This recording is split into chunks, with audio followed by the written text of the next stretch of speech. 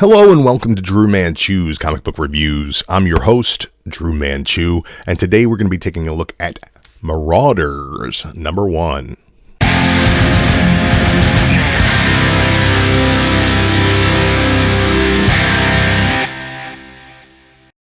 The dawn of X is upon us. Spinning out of Jonathan Hickman's House of X and Powers of 10, we get Marauders. The tale of Kitty Pryde and how she's dealing with this new X-Men landscape.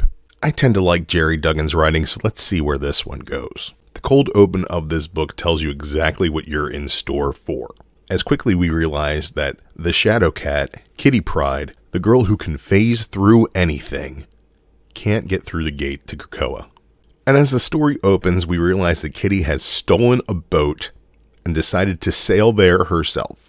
We get an infographic of the messages in a bottle that she left. It's her journal along the way, and we realize that she's been ferrying some things from the mainland for Wolverine. I don't understand why he wouldn't just go through the gate and pick them up at the store.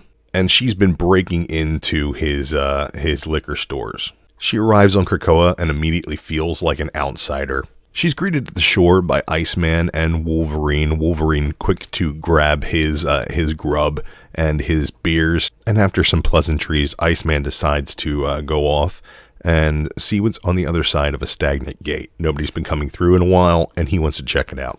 And as soon as Kitty is left alone on the beach, she gets a psychic call from Emma Frost. Apparently, Emma has been shopping the idea of Kitty captaining her ship. She's taking her lines from Hoxpox very seriously when she compared herself to the East India Trading Company of Krakoa. She wants the Hellfire Trading Company to rule the seas.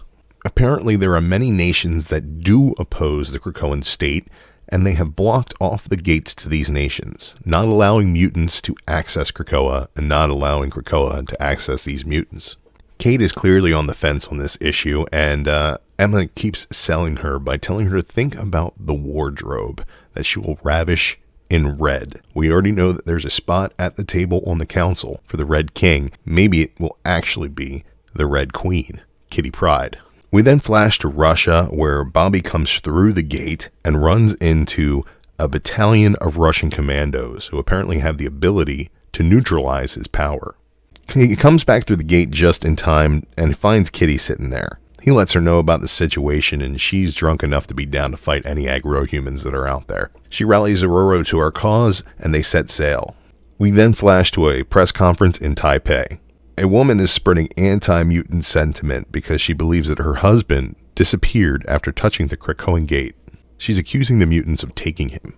And after a press conference, she's approached by none other than Bishop, who assures her that he knows nothing about the mutant involvement in her husband's disappearance, but he is investigating on behalf of Krakoa. Back on the boat, we realize that we have a stowaway in the form of Pyro.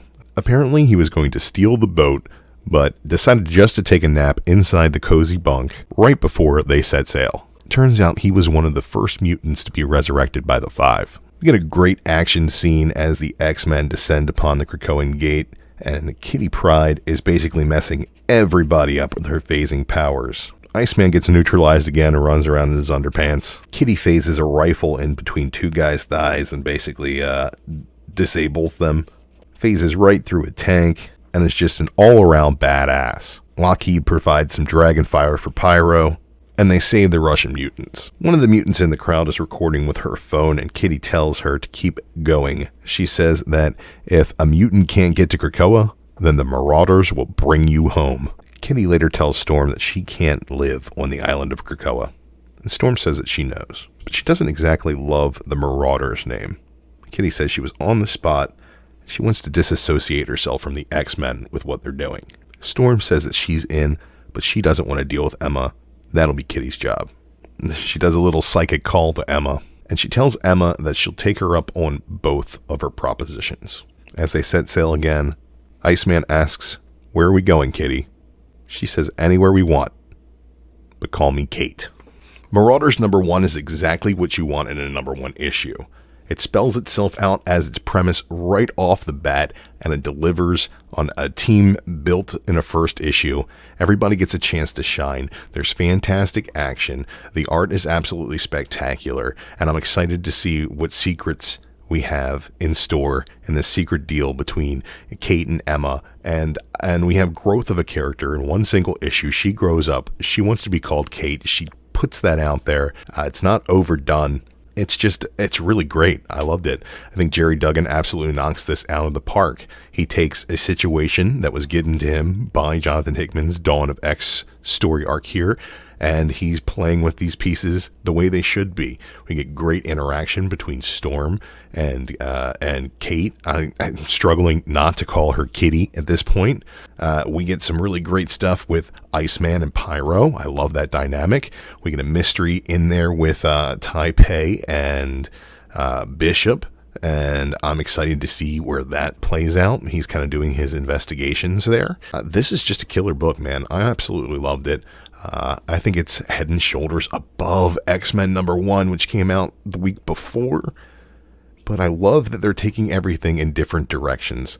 And I love the fact that they're doing this juxtaposition between the girl who can walk through walls, who can't walk through the gate that is welcoming everybody else. I think there's something more sinister at play here. And I don't think Mr. Sinister is the one, but I do think that Emma is strong-arming her and controlling her in a way. And I think with their history, this could be a really, really cool story. I'd like to get a little bit more interactive with these reviews, guys, so do me a favor and let me know what you think this book was like in the comments below. My score, this book is a 5 out of 5. Pick it up if you haven't read it yet. Marauders is a really, really great X-Men tale. Fantastic action, great art. Check it out.